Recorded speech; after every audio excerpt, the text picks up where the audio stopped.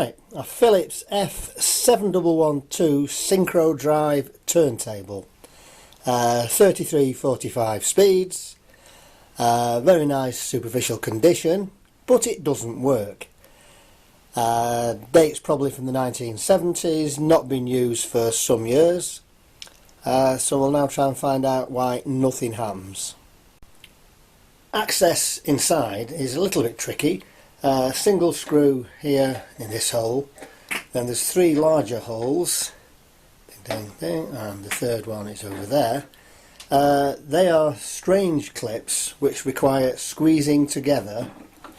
I use two screwdrivers. There's a close-up, hope you can see it, of the little plastic spring clip. I'll just point it out there, and there's two little lugs. So you've got to squeeze it together. I used two small screwdrivers, one either side, and then you can carefully prise up the lid, and that then reveals the inside. Now the next interesting thing is the motor turn on. When you operate the arm, a little lever comes over to this circuit board, where on the other side there are two contacts, there and there, and a little metal plate, pusher plate.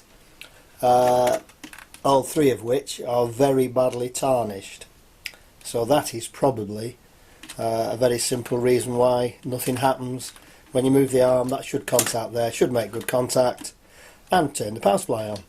It's just mains in, mains out, a little bit of suppression for noise, and that's it. But obviously this one isn't, because of all the tarnish, so I'm going to clean it up and see how we go from there. Right, now that is the contact push plate there, and the method of removing that, get some forceps, twist, and then it should come out. Okay, spring's dropped off, and there, oops, get it in the middle.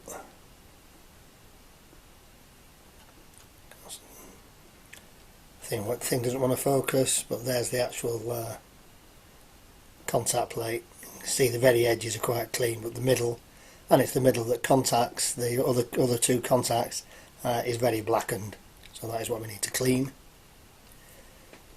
using some suitable silver cleaner.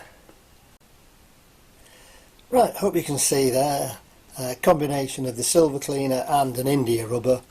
That is nice and clean again. With the naked eye you can actually see some of the original marks made by the other two pieces of metal during its usage.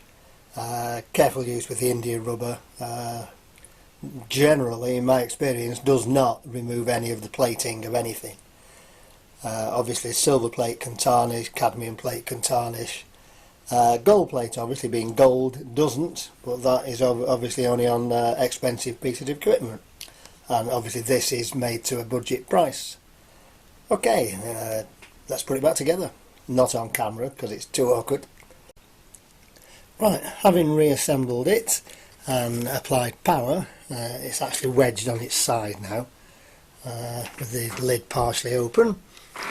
Test purposes, if you touch, I think it's this lever here, then you can rock it, contacts move in, and then the motor starts up. So all should be good.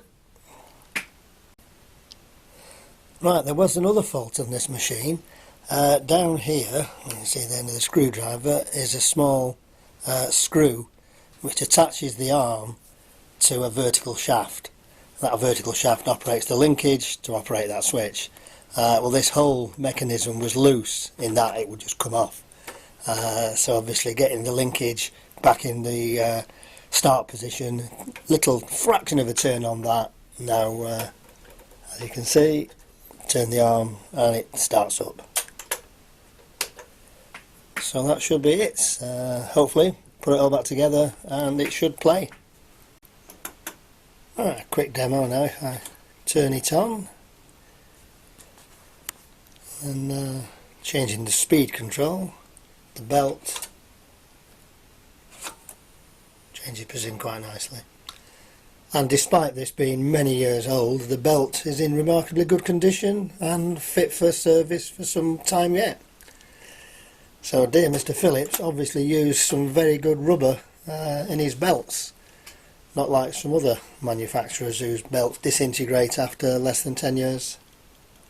Okay, obviously it remains to be put the platter back on, which is a 10-second job, and then it should be good. But that's the end of this video. Hope you've enjoyed it, hope you found it useful. Right, just a final note, if you keep getting black marks all over your hands, as I was, it could well be on the corner. I don't know if it was put there by the owner or by Phillips. There were some black rubber buffers, so that when the cover came down it was a nice soft cushion. These have obviously denatured over the years.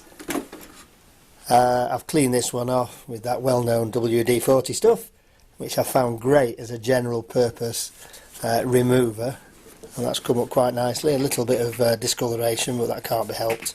But obviously get rid of all the sticky gunge, and then you won't get it all over your hands like I've been doing.